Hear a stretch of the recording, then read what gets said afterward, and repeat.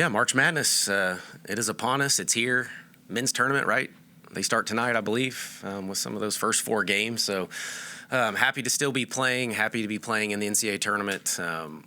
Really excited for our group, and even looking back on the last 11-plus months to be where we are.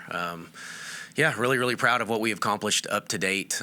Would love to do something special here over the weekend and weeks to come if we can. But just proud that we put ourselves in the position to hear our names called the other night and, to continue to play. Not much for me, I guess, other than that, the excitement. Finally, that 12 days was a little different, having those 12 days off after the tournament. Had never done that in my career. So kind of had to manage that one a little bit, but had the opportunity to get a little bit healthier and work on us a little bit and keep the competitive juices going. And then now, again, like a typical week where we know who we're going to play to kind of start getting ready for Princeton and what they do, and a really, really good basketball team. So I'm sure you'll have some questions on them, and I'll answer that as we get going. In terms of JJ, obviously she's probably gotten a lot healthier over the time of rest. Will she still need a brace, or just kind of what's like the latest with her? Yeah, no, she's gotten healthier. I don't know if anybody is completely healthy this time of year, but she's battled back from that and done a really good job. As far as the brace, I don't know. That'll probably be up to her and the medical team. I think she's trying to push for not wearing it and would like to get out of that thing as soon as possible. But again, I'll leave that up to those guys to figure out if she needs it or not. She's back. Is she back? Yep. Okay. Mark, your own experience in terms of the NCAA, you were in a one-bid league before, obviously now getting an AQ. So getting the AQ from there, now getting the at-large. So just, I don't know, what's the difference in coaching at a Power 5 where you can get an at-large from a group of 5? And do you feel for those schools in the group of 5? You do, and I've been at both obviously now, and I was excited to get to this level because it does feel a little bit different when you get to the conference tournament, knowing that your season doesn't necessarily depend on those 2 or 3 games, but my SFA, where I came from, just lost by 1 in their conference final, and had a really good year, and Cal Baptist beat them, who had a really special year too, but have other coaching friends out there that, some of which had the best year in their school's history, and then they didn't shoot well on a night or didn't play very well, and then they don't get to go experience the NCAA tournament. So the pressure on the mid-major teams at the conference tournament is next level. I was a Division II coach for a long time, and it felt the same thing when you're playing in the Elite Eight, national championship type game for a conference tournament, because there was so much on the line. So a little different going to the Big 12 tournament, but at the same time, we're competitive as heck, and we wanted to win it and wanted to hoist a trophy at the end of that. But there was some sense of relief, I guess, knowing that if we didn't win it, we would still be able to advance to the NCAA tournament. And the Big 12 and the quality of competition certainly allows that to happen. So thrilled to be in it with the at-large. Any way you get it. I was a 12 seed both times I'd been before against a 5. So first time as a 8-9, or I guess technically the higher seed, although there's really not much difference here in the 8 and the 9 at all. But it doesn't change anything other than that. Speaking of coaching in the tournament, how different do you have to coach when it's one and done, and how different do you expect your players to play? Hopefully, not much, to be completely honest. I think you want to stay true to what you are and what got you there. Now, you hang on to every possession a little bit more. There's certainly a different feel and intensity to it, but I think you have to be careful changing, because then the players sense that. They maybe change who they are, or even the shots they take, or what we're doing defensively. So you just have to be extremely dialed in to the game plan, to what your strengths are. And then I think typically once the ball gets tossed, though, you get lost in the game, and we just play hoops, and I just coach like I've been coaching, and just trying to lead them, as best as I can. But I think you got to be careful trying to change what you've done that's been pretty successful up to date. So what did you find out about Princeton? Yeah, quality program, team. They're having a fantastic year. It's 5 years in a row for them in the tournament. They beat North Carolina State a year ago in the tournament, beat Kentucky the year before that in the tournament. So, they're good. They're really, really good, well coached. They're tough. They're physical. They rebound it really well. The 3 guards lead them in scoring. Don't shoot a ton of threes, but can get going from 3, and then they kind of kill teams at the mid range. They're elite as any team, as good as any team at the mid range that we have seen.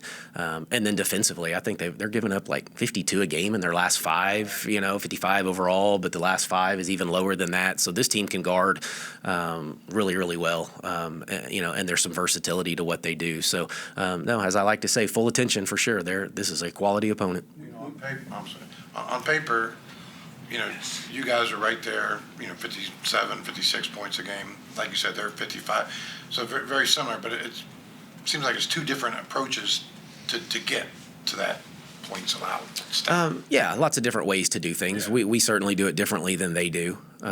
With mixing defenses and the press and those types of things. But no, they're very good at what they do, and they can get going in the full court and score in a hurry if you're not careful. And then, I think they're exceptional elite in the half court when they can run their offense, and it's good. And they are. I mean, the timing is great. They know what they're looking for.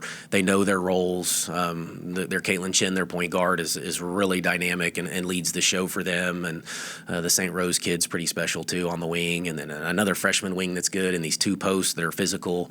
And then they have depth, and then they just keep bringing them in, off the bench. So, they've had a great year and had some close games early against some Power 5 teams, beat Oklahoma earlier in the year, and they have some tournament experience from the past few years. They only beat UCLA, right? I think they lost to UCLA by just like 2 or 3, but yeah, close game.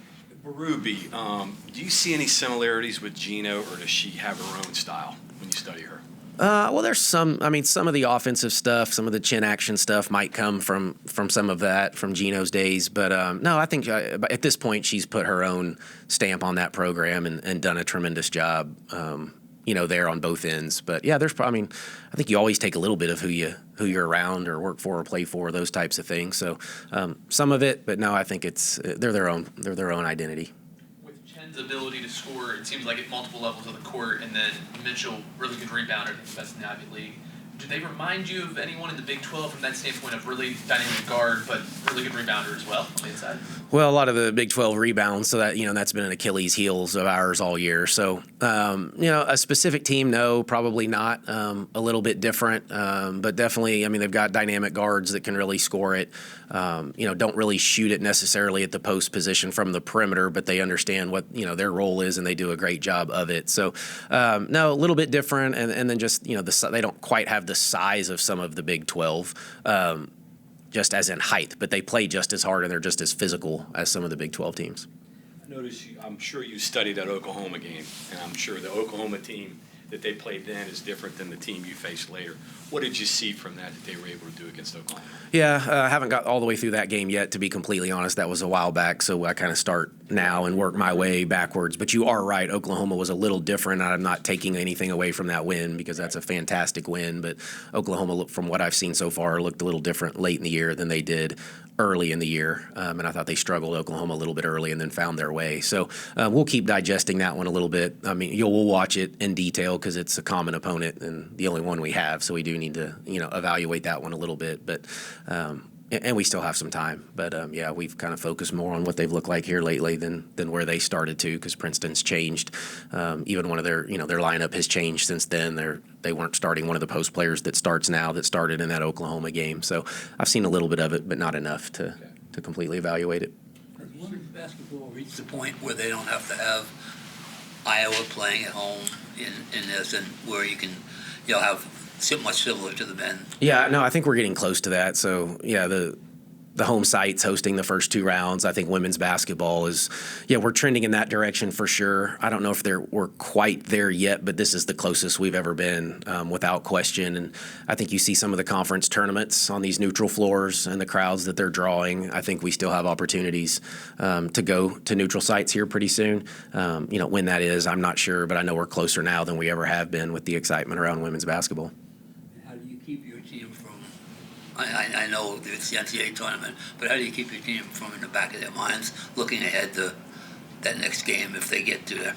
Yeah, I don't think that's overly difficult, if I'm being completely honest. I mean, there is no Iowa if you don't take care of Princeton, and we've had the social media stuff going around, and I'll just kind of talk through that too for a second because that got completely misconstrued, and we know how that works. So when the announcement came, there was maybe, I don't know, a little disappointment with some of the people in the room that were asking, do we think we got the wrong seed and those types of things, thought you might be a little bit higher, and then and that was okay, and no big deal though. And then it turned into, okay, well, let's talk about Princeton now. So we talked through Princeton, and we went through all of that and what we knew about them, which wasn't a ton at the time. So then we talked through that, and then it turns into Iowa, and then if you win, you get to advance and go play Iowa, and then it's of course Caitlin Clark, because she's the face of, like, if we're being real, she's the face of college basketball right now, men and women, I think, above all else, and so everybody knows Caitlin Clark, and so and then somebody else used the comment about if we want to advance, you're going to have to send her packing, and so then I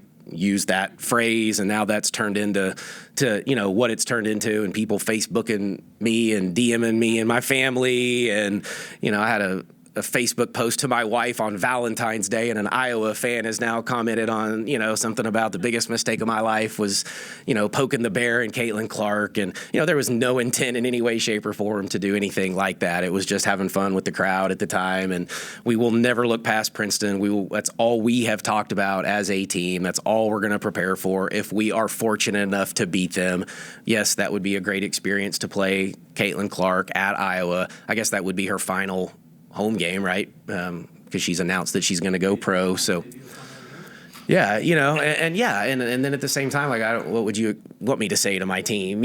So it's gotten, Bleacher Report picks it up, and it's just all over the place now. But there was no intent. I'm not, she is a phenomenal player, great program, and so is Princeton. And there is no guarantee that we ever even get to Iowa if we don't put our focus on Princeton. So we will. We don't operate that way. That's not even in my character. I don't even, I'm not one to go talk trash and do those types of things. So we'll put the attention on us. It's kind of gotten carried away a little bit, but at the same time, maybe people are talking about women's basketball or West Virginia women's basketball. So we'll roll with it and look at it that way. But no, we've got our attention in the right place. To answer your original question, is it's all about Princeton. Most of your players have NCAA experience at one stop or another. Does that help? I mean, just, they've been on the stage, seen the pressure? Yeah, no, it helps. Yeah, without question. No, every time you go through it, I think you're always a little bit better. It's called experience, right? I think all of us, and whatever our careers are, we get better through experience and decisions that we would, maybe have back when we're younger. And so I think I'm a better coach because I've been through them, and the players will be. Now, if you've done it together, that is even a better advantage. We haven't all been together, but there was a core group of 6, right, that were in the tournament a year ago, and then other kids that have transferred in that maybe were a part of them in different programs. So, I think we'll be good to go. We'll be relaxed, and we'll be excited to play when we tip it up Saturday. At this point, they have 6 that played in the NC State game last year, and 3 that played against Kentucky. So experience-wise, they probably have more than you have. Yeah. Oh, yeah. No, they were there and they won a game together a year ago. We have not done that yet. So no, there is experience there. They've won 2 games in the last 2 years. We have not done that here, and we have a new coach. They have a coach that's been in that same program for a while. So no, there's a little bit that could be advantage them. But I think when you go play these games, it's whoever plays better typically wins. This is not a typical 9 seed. I mean, their RPI's their net's 34.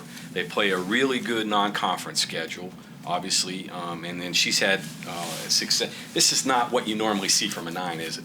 I mean, I don't know. Probably not. I think they're pretty good. I didn't think we were an 8 either, so we could sit here and say I didn't think we were an 8, and they're not a 9, so you get a pretty good, it's going to be a really good first-round game. It could easily have been a second-round game, potentially, in some capacity, just based on however seeds work. But, no, it's going to be 2 really good basketball teams. But I think when you get into these seed lines, that's what you get in the first round. Like anything in that range, you're going to get 2 quality opponents, that aren't really familiar with each other. I don't know have we played them? Do you even know, John? Have we played Princeton? So I don't know if there's any even history there.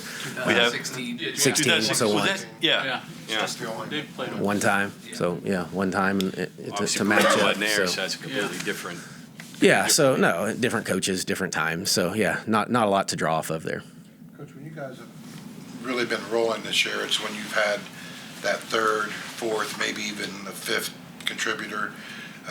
Lately, seems like Jordan, JJ, and then everyone else is kind of leveled off. I don't know if you agree with that or not, but I mean, how do you kind of get the whole bunch rolling again here? Yeah, no, we've worked on it a little bit since the last game to just, it's really get the ball moving, get other people involved, especially early in the game, share it, spread it, let's see who's got the hot hand, and just build confidence. I think sometimes offensively when you don't touch the ball for a while, you get a little stagnant and then you do touch it and either you don't want to shoot it because you hadn't touched it or you do shoot it, but it doesn't feel right because it hadn't been in your hands in a minute. But, yeah, it's on us to do that. We have been at our best with 3 or 4. I mean, my goal every night is 4 in double figures. We've probably, I don't know, we can go back and look what our record is when 4 get to double figures, and it's probably pretty good. When 4 don't, that may be when we aren't as good. So we do need to make sure we share it and spread it and get several kids involved who have an ability to score. But get Lauren going again, and Jayla's been really good off the bench here, and Kaya and Kylie and those guys, and then the other post players off the bench. So, I mean, we know we have the ability to do it. We've just got to kind of get back to who we are. And playing somebody that's not maybe as familiar might help. That's what happens this time of year too. Stuff you've been running earlier in the year, may work again because your conference schools just scout you and they have so much information on you that, you get to the tournament and it kind of frees you up a little bit. And Princeton would think the same way. There's no way we can get all of their stuff in 4 or 5 days. Kind of on that note, statistically, Princeton, the worst in the country defending the 3. Do players' eyes light up a little bit when they see that in the scouting report? And do you have to maybe rein that in a little bit to not overdo it? Yeah, and I think that's it's maybe confusing or a misnomer a little bit because they don't give up very many though. So, they only give up 5 or 5.8, something like that a game. So it's not like you're shooting it at a high percentage and they're giving up 10 or 12 threes a game. So, but they do keep you in front defensively and, you have a little bit of space, but that's what makes them pretty good at the rim and they can contest. And so by doing that, they also make up for it in other areas with what they do defensively. So, our kids will have open shots, but that's every game, and you've just got to be ready to convert when you get those. And so hopefully, when we tip it up, we have an opportunity to get those looks and do a good job sharing it. And then our kids need to shoot it with confidence for sure. As far as the time off goes, obviously it helps with injuries. Do you think it can hurt you guys at all finding your rhythm or just your cohesiveness when you get back on the floor? A little bit. I mean, we've tried to do some things now to sharpen it all back up again and really, just get them back in the swing of things. So we were able to rest a little bit and then we picked up the intensity and then you get to rest just a hair. And then now it's like, no, we're in full go mode at this point. So it's still nothing like playing a game, but we've played some quarters and we've competed and we brought in our guys to just kind of get us to play at the right pace and the right speed. So, maybe for a couple minutes, but after that, we'll settle in. I think we'll be okay. Mitchell, 00, kind of does their dirty work. Is that how you describe it? Yeah. Oh, yeah. No, she is tough, physical, fantastic rebounder. She even comes into the game. She got like arm sleeves, wrist taped up, leg sleeves. Like, no, the kid's ready to go to battle, and you can tell. And she was the defensive player of the year in their league, and probably rightfully so. And so, yeah, she'll set the screen. She rolls. She can score at the rim, face up to 15 feet. Really, really good player. One other thing here, 402 assists on 804 baskets. That's kind of their style, right? That's half their baskets. Half, yeah, 50%. Yeah, 50% of those shots, are assisted. So, and when they're not, they're, it's all that stuff off the dribble into their mid-range that they're, this is one of the best mid-range teams by percentage, too, that we've seen all year. And analytically, a lot of people don't think that's a great shot. But, if you can get there and shoot it at the percentage that these kids do, then it's very effective. So, they're a well-disciplined, well-oiled machine if you allow them to flow and run offense. Going back to the beginning of the season, we obviously didn't really know anything about Jordan at that point, but we did know who Lauren Fields was from previous games, and so you kind of see her as the prized newcomer coming in. So now we're at the end of the year. Have you gotten everything that you had hoped for out of Lauren, and this time of year, is this kind of why you bring her in for this type of year? Yeah, yes to probably all of those questions. Lauren has been fantastic. She is, phenomenal kid, great character, great in the locker room. All of that was there. And I didn't know her unbelievably well, but my staff did. And that's what we wanted. That's what we wanted to bring into the locker room. So great fit there first and foremost, and then really good fit for us. She has started every game. She's had huge moments for us. She's hit big shots for us. She's an all defensive kid in my mind. I know she didn't get it, but she's an all defensive kid in this league, and I think has been in the past. So phenomenal defender. There's been some inconsistencies at times, but that's every kid. That's not any different, than Lauren. And then I think these are going to be her best moments. Like, she's going to play really well on Saturday, and I fully expect that, and she'll be dialed in and probably be relaxed because she's been in the moment and played a lot of college basketball. So not only have a game coming up, but the portal opened yesterday. So how much portal recruiting did you start doing yesterday? I assume you probably even started prior, looking at needs, but how much have you it was hot and heavy yesterday. I think we need to reevaluate the timing of that portal window opening on the Monday after Selection Sunday. Does not make any sense to me whatsoever. So that needs to get pushed back probably a couple weeks at least, and allow teams to really focus on, what they want to do, which is your own team. So, we have coaches and help that are looking at that and perusing it and keeping tabs on it, while the rest of us kind of focus, more of our attention on obviously Princeton. But no, there was some recruiting going on yesterday too, mixed in there, and trying to stay focused just so you stay on top of it. But it's just the beginning too, and now with the waiver where they're all eligible and two-time transfers can play. So it'll be interesting to see how many, what the numbers look like. We got one more round of COVID kids too, so they're in there, and now multiple transfers are eligible as long as they meet some certain, academic restrictions. So it's just going to keep going, and as teams lose, they'll keep going. But here's what I think it's affected too. Soapbox here a little bit, but so the WBI is one of our postseason tournaments, and they had to cancel their tournament yesterday. They didn't have enough teams, and so now we have the WBIT in women's basketball, right, that the NCAA runs, and then we have the WNIT, which we've had for years, and the WBI.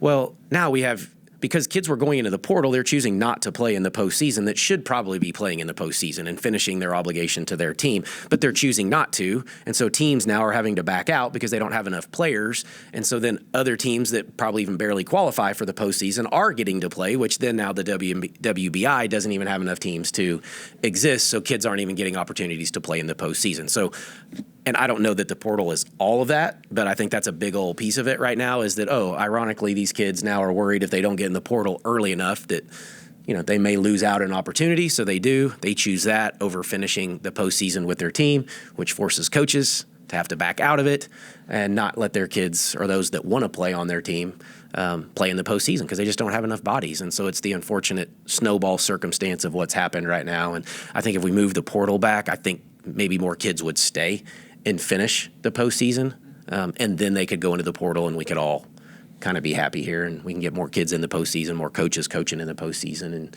just more opportunity. Coach, as far as with the host campus sites for the first two rounds, I imagine there's probably going to be pretty good crowds at the other 15.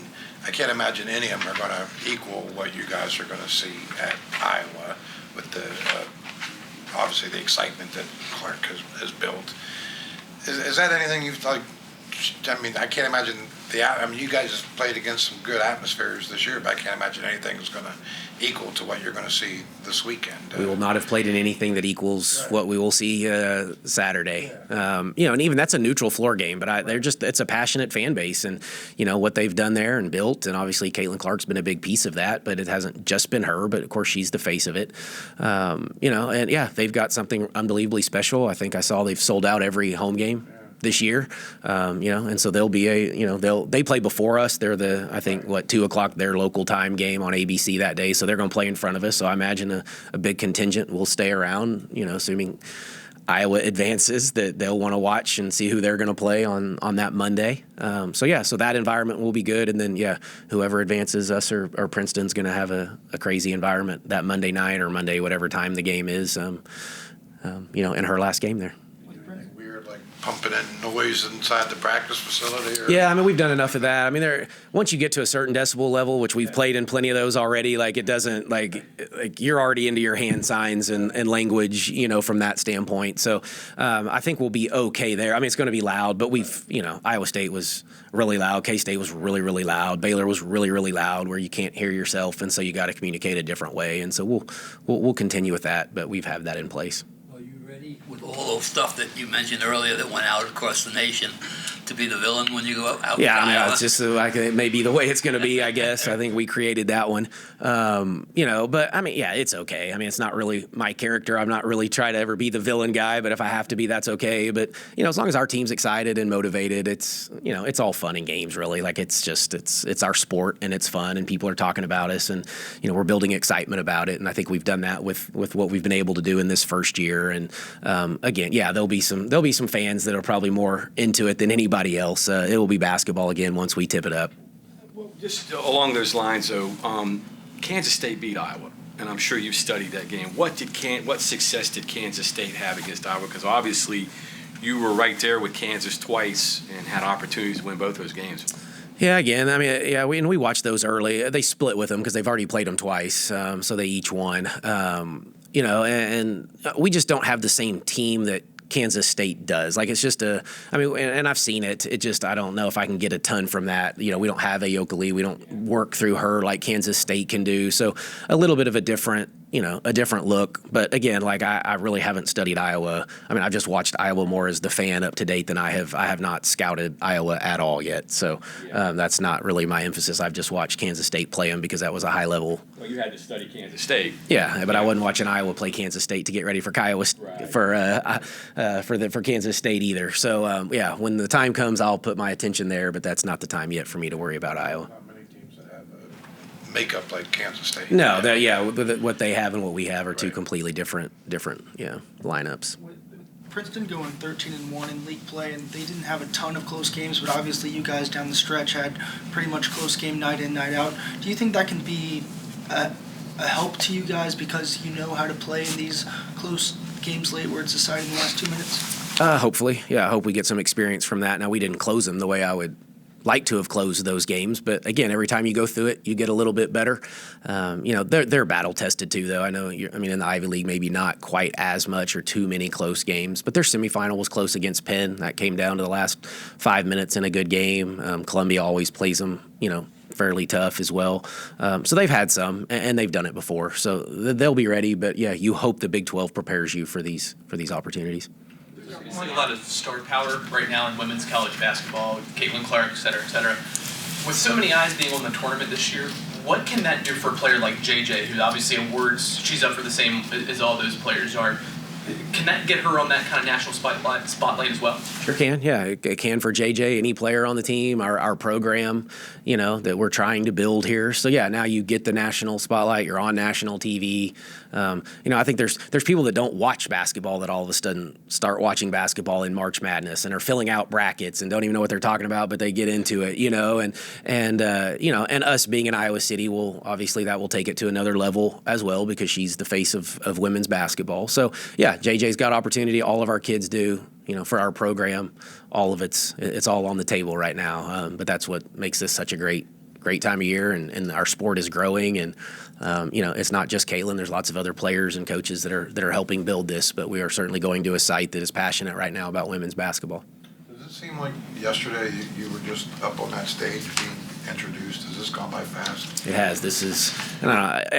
Right now, I'll say it seems like it's been the fastest year of my life and season. And, I probably felt like that my first year at SFA and some of the other stops too. But no, this has flown by. And when I keep looking at the date, and it keeps getting closer because I think it was April 5th or 6th when I had the press conference somewhere in through there, we're creeping up on that here pretty quick. And so all of that and where we were a year ago and some of those memories to where we are now it has flown by. But I think it's flown by because I've had so much fun doing it.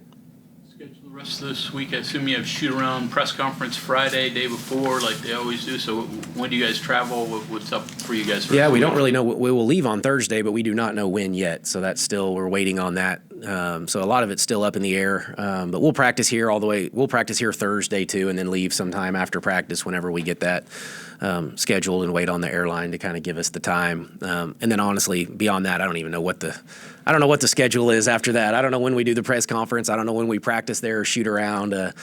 Kayla Scott handles all of that, and I entrust in her to handle it, so I don't have to worry about that stuff. And again, I can focus on the things that I need to. Just show up when they tell you to show up. I do. Huh? Yep. Just do what they tell me to do.